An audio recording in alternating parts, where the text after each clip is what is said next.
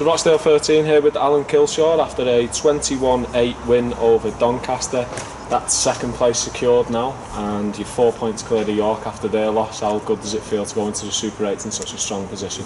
Yeah, I suppose it's one of the only positives we can take from the day. There's not many positives in our performance, but you know, in terms of consistency and across the year, and to be only 2 points behind Toulouse as well, I think it's a great effort so far, a great achievement so far.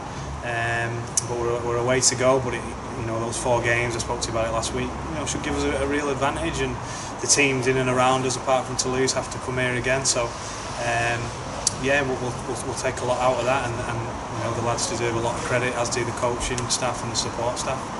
You've had to reshuffle the back line in the last couple of weeks. You were without Dale and Chris, and then obviously Tom, who came in last week, and then the late drop out of Dave Cookson. Did that disrupt you a bit pre-game?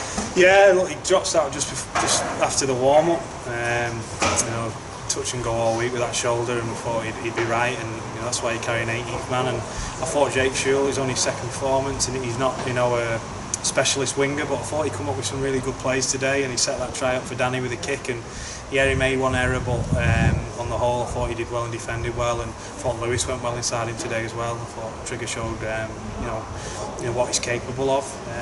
It was difficult. Matt Ratu wasn't far away as well, but we just didn't want to rush him back for this game and then lose him in the Super 8. So we're positive that we'll get Mike back for the Super 8s, and Dale might be a couple of weeks after him. He obviously was suspended, but he just got a slight hamstring tear last week, so he might be you know, pushing 3 or 4 weeks. But we'll take it week to week and see how we go. But you know, you've got lads in different positions out there, and it did just disrupt us a little bit, but I thought we handled it quite well in the whole. You mentioned Lewis Galbraith there as well. He came back into the side after missing out last week. Do you think that gave him a bit of an incentive to go out there and put in a performance and get his shirt back? Yeah, last thing we wanted to do is leave him out. We've been working with him, and you know, he had areas of his game that he needed to do. We needed to get in the game and have an impact, and I thought he did that today. I thought, you know, he made a couple of breaks. He was unlucky where, you know, that one where Danny Yates dropped that ball when he set that one up, and he defended really well as well. I thought the left edge was pretty strong today. You know, with him and John, I thought they worked well, and you know, we're happy for Lewis, and he needs to back that up now and be consistent. It was a bit of a tough game to watch. There was a lot of errors, there wasn't much completion on both sides, and Doncaster seemed to drag it into a bit of an arm wrestle in the middle there. Oh look, mate, I'd be asking for my money back if I'd paid to watch that. It was dreadful. It was a real poor advert for League One. Yeah, you can look towards the weather, and there was a big downpour and the ball were greasy, but we did a lot of things that we didn't practice, and I know Gary will be disappointed with the way his players performed as well, error-wise. They had players missing, and you know, we're talking about momentum swings, and we just, at 6-0, I thought we was in complete control. We'd started off really well, aggressive and playing fast. I think we missed touch with a penalty, which is a sin. And after that, we didn't have much ball. Obviously, they scored a try, but it was scrappy, and we were really poor with the ball today. And you know, it's something we haven't been. If you look on the table, I think we scored the second most points, and you know, we've been pretty potent. But we were poor today in attack, but we did find our way to get over the line. And you know, another positive we could probably take out of the game is we only let one try in, and we defended pretty well, and we defended well for large periods. Having said that, you know, Doncaster did have a couple of key players missing in key positions, and when we play them again, it's going to be a much tougher challenge than that. And if we play like we did today, you know, Doncaster will beat us next time. So we need to go away and review this and move on and realise that sort of performance, in standard of performance, is unacceptable. And if we play like that in the next stages, then we won't be in and around second for long.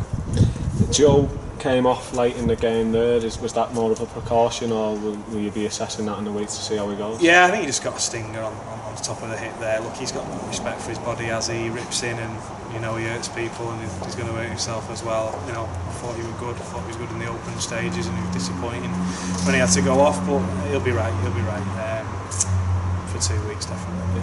You've got a week off before the Super 8s, and you find out your fixtures on Tuesday. What will you be doing with that week? After the last time you had a week off, you had a bit of a bash up between the lads and some dual Reds players. Was it something along them lines? We probably won't go to that extreme. I think we'll go pretty high volume Tuesday, Thursday in terms of the strength work as well. Ryan Gibney, he'll be given, you know, running the boys through some real tough gym-based programmes, and we'll fix up some of our defence and some of our one-on-one defence, which I still think at times is off today, and and have a focus on our attack. We've got a good week to put things together, and we'll also come in Saturday and train Saturday up at Mossway before the engage with your fans stuff. So we've got good free sessions, and the lads just to put some work in before the start of this next phase of the year. We're at the business end, and the lads got to keep making those sacrifices if we want to stay in these positions and challenge to lose. Just on a final note, obviously it's the first stage of the season's now over, and you've secured second spot. You're punching above your weight in terms of what everyone predicted before the season. Is it now a case of not resting on your laurels and going even harder in the next 7 games and trying to give yourself the best chance of promotion? Yeah, I think we'll get better. I really do. I think there's a lot more improvement in us. Hopefully we can get a settled side. We've copped a few injuries all year, and we've got those wins. We've ground them wins out. We've grounded a win out today, and we probably didn't deserve it, and that's a sign of a good team and a good club. And look, there's a lot to play for. Some people are giving the comp to Toulouse already, but it's not. We get to the business end now, and anyone can beat anyone on the day in that top 8. I really believe that. And we'll be giving it a good fist, and we'll just go out and try and win every game we play, and that's what we do. We don't talk about promotion or grand finals or playoff finals. We'll go week to week, and we've been doing that all year, and it's been successful, and hopefully it continue being successful for us. Cheers, Alan. Cheers, Sean.